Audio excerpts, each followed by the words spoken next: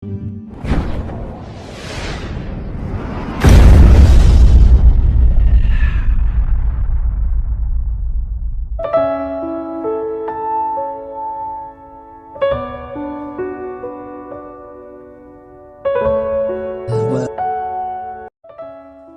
ya, ibu punya kebutuhan, kemudian akan mengajukan permintaan pada wali kota. Dan wali kota itu tidak pernah kenal ibu. Gak pernah ada komunikasi sebelumnya. Tidak pernah ada hubungan-hubungan yang lain sebelumnya. Surat menyurat tidak ada, nanya tidak pernah dan sebagainya. Tiba-tiba ibu datang mengajukan permohonan. Kira-kira permohonan ibu akan cepat direspon atau tidak? Ibu sendiri yang jawab. Tidak.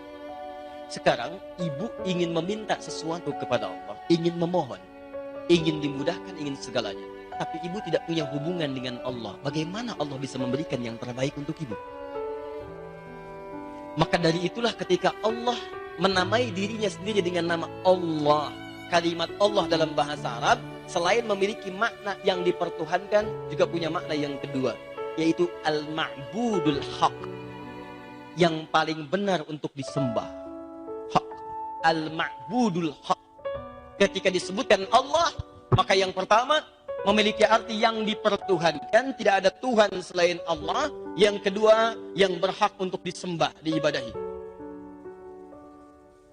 Dalam ilmu tauhid disebut al-ma'budul haq, yang paling berhak untuk diibadahi.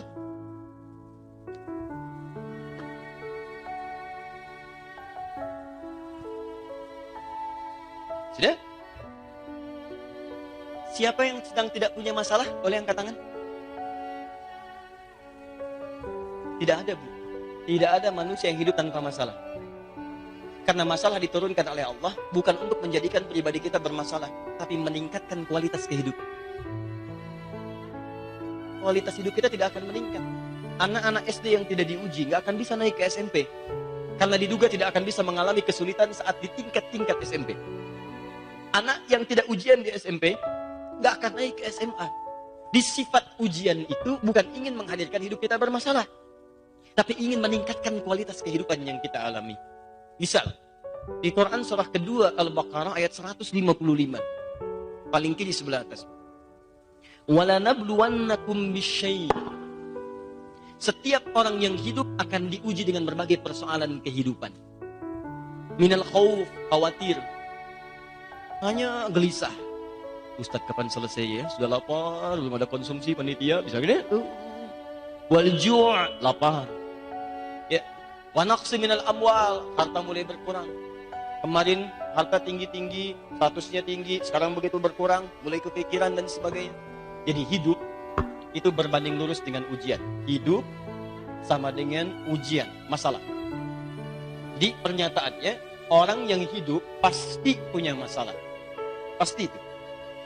Pernyataan terbaliknya, orang yang tidak ingin punya masalah, artinya dia sudah tidak ingin hidup. Sekarang pertanyaan saya, siapa yang tidak ingin punya masalah? Boleh angkat tangan? Alhamdulillah. Baik. Sekarang pertanyaan kedua, ibu ingin punya masalah? Boleh angkat tangan? Apa maunya sebetulnya? Tidak ada yang nyambung dari tadi ya? Baiklah. Ya Allah, ampuni dosa saya. Bismillah. Sudah. Sekarang lihat sini. Karena tiap hari kita punya masalah. Bangun tidur itu sudah bermasalah. Sudah punya masalah. Saat bangun itu apakah mau duduk dulu? Mau langsung pergi? Mau jalan? Bahkan sudah banyak pikiran. Betul, saat bangun sudah banyak pikiran. Bikinin teh buat suami dulu atau bangunin anak dulu. Anak kompol ada masalah lagi. Macam-macam. Nah sekarang, karena Allah Maha tahu tentang alur kehidupan kita, maka Allah perkenankan pada kita untuk memohonkan solusi dalam setiap masalah yang kita hadapi. Tidak tanggung-tanggung ibu sekalian.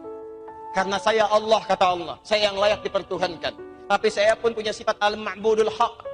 Saya layak untuk disembah. Ketika kalian menyembah saya, hakikatnya bukan sekedar menuhankan saya, tapi saya akan atasi semua persoalan yang kalian hadapi dalam kehidupan. Makanya Nabi Musa alaihissalam, ketika kemudian diperkenalkan Allah kepadanya, maka disatukan dua nama ini. Buka Quran surah ke-20 ayat ke-14. Di sini rahasia kedua kita akan sampaikan. Quran surah 20 ayat ke-14. Tadi masih ingat? Nama Allah yang pertama maknanya apa? Yang paling berhak dipertuhankan. Yang kedua, yang lebih berhak disembah. Sekarang lihat. Innani anallahu. Allah memperkenalkan kepada Musa alaihissalam, sungguh saya Allah. La ilaha illa ana. Sifat pertama uluhiyah, yang layak dipertuhankan.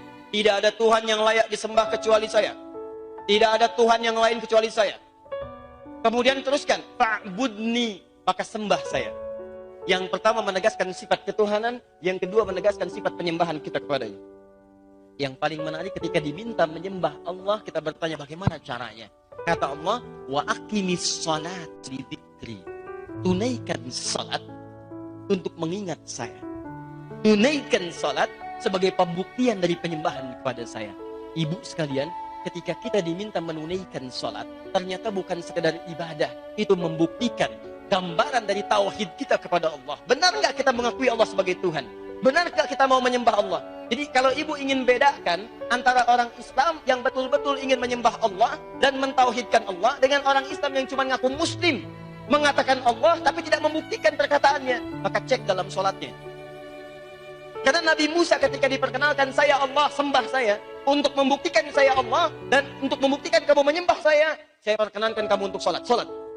Kalau kamu sholat, berarti kamu mengakui saya sebagai Allah. Kalau kamu sholat, berarti kamu menyembah saya.